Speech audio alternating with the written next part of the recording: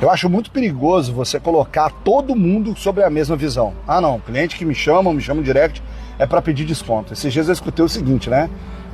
Pessoas que moram em Volta Redonda querem comprar carro somente até 50 mil. Aí eu falei, tá, mas baseado em que você está formando isso? Aí a pessoa falou que trabalhava num outro lugar, em São Paulo, que a maioria dos carros que eram vendidos na loja era com esse valor. Eu falei, não, então peraí. Você estava em São Paulo e você está acreditando que as pessoas de Volta Redonda agem igual as pessoas de São Paulo, igual a empresa que você trabalhava?